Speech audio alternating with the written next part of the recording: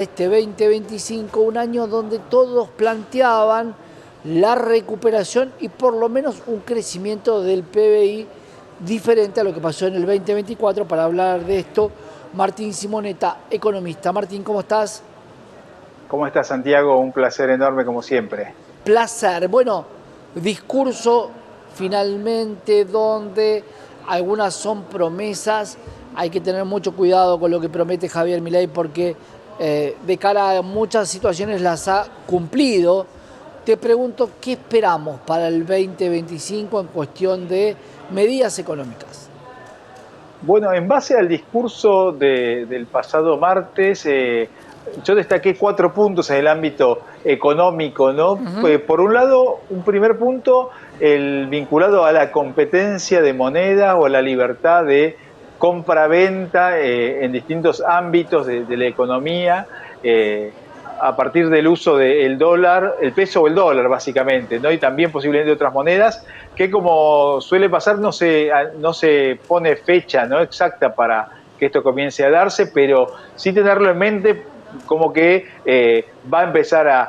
iría a empezar a suceder, ¿no? Este primer punto, que ya de manera informal se da en la economía argentina en muchos aspectos, como el comercio mayorista, en los inmuebles, etcétera, pero pasaríamos a un sinceramiento en ese sentido, y también los bancos adoptarían de forma mucho más masiva las cuentas en pesos y en dólares, ¿no?, que ahora está Claro, más restringido. ahí tenés un problema porque ¿cuántos de los cajeros van a dar dólares, por ejemplo, para tener una economía tan dolarizada?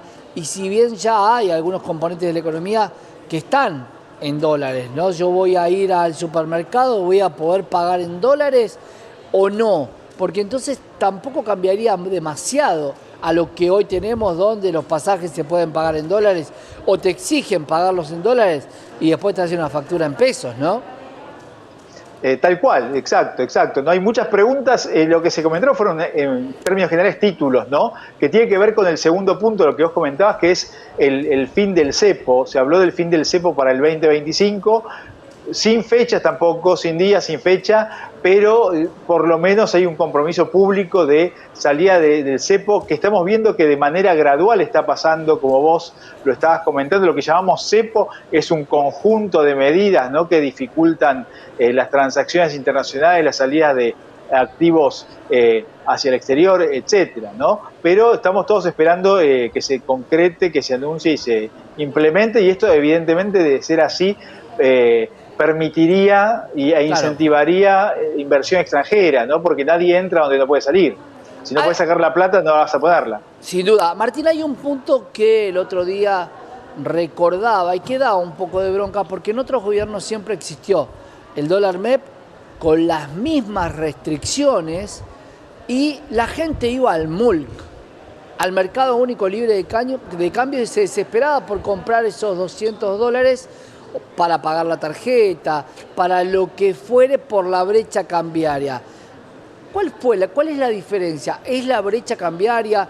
¿Es la confianza? Porque el instrumento ya existía, no hay nada nuevo en la economía argentina.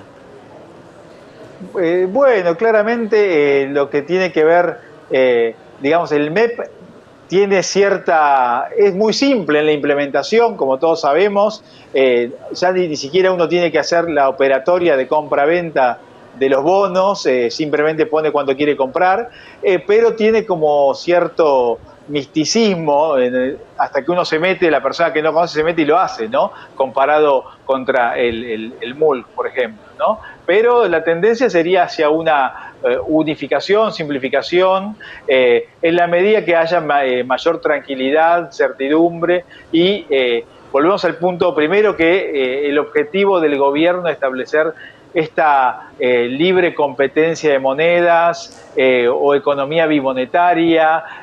Otro punto que para debatir, lo hemos charlado también, es si el dólar está artificialmente barato, ¿no?, Claro. y los efectos que tiene esto, ¿no?, etcétera, etcétera.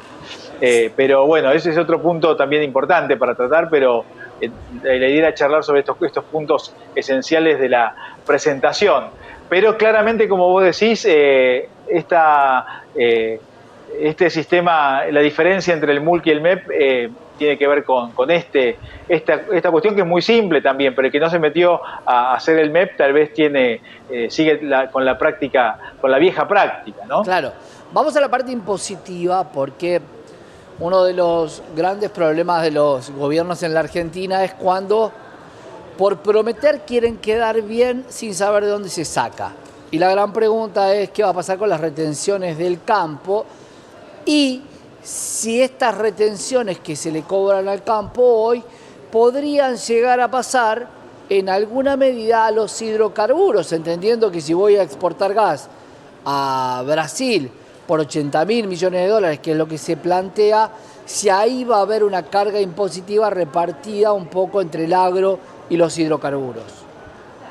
Bueno, ese punto es muy bueno y recordemos que el gobierno tiene en el campo uno de los sectores donde tiene más apoyo, más allá de que la política cambiaria no los estaba beneficiando tanto, pero hay un apoyo fuerte emocional y una promesa de reducir o eliminar retenciones soja, maíz, trigo.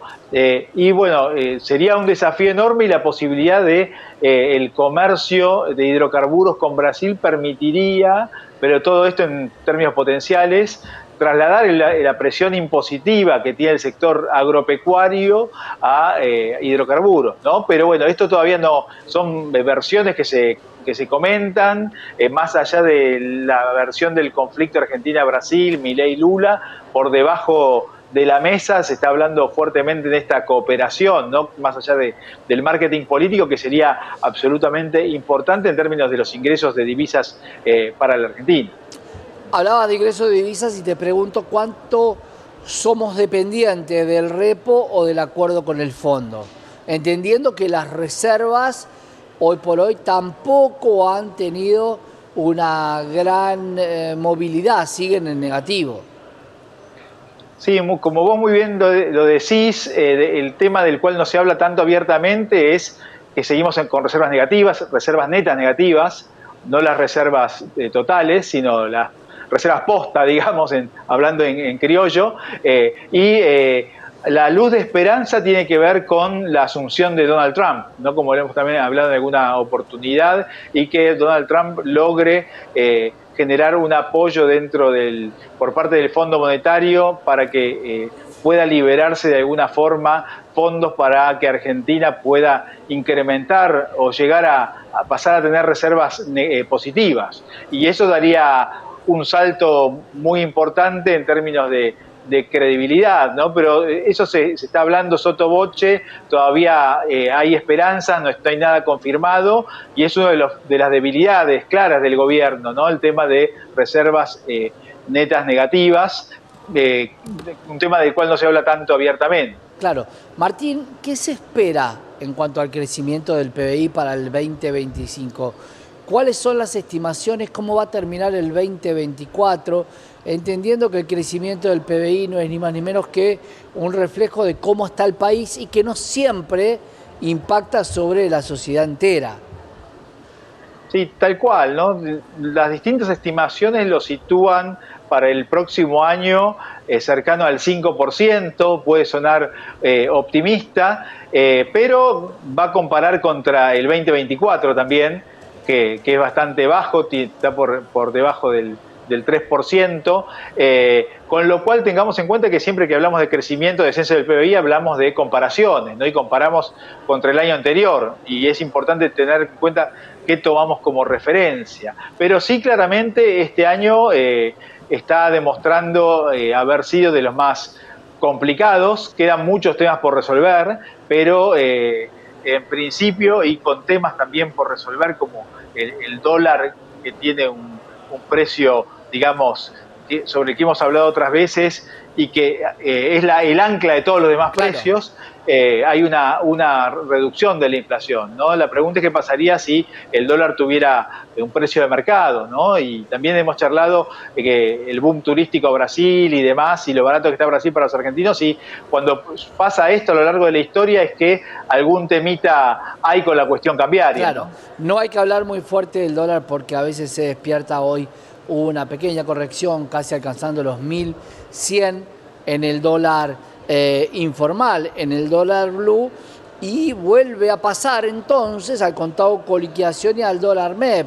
Quiere decir que no hay una estabilidad para mantenerlo como el más barato de todos, sino que ahora es el más caro entre los financieros, el dólar informal. Martín, gracias, como siempre. Un abrazo. Gran abrazo. Martín Simonetta, de los anuncios económicos del presidente Milei en el discurso de la gestión del primer año.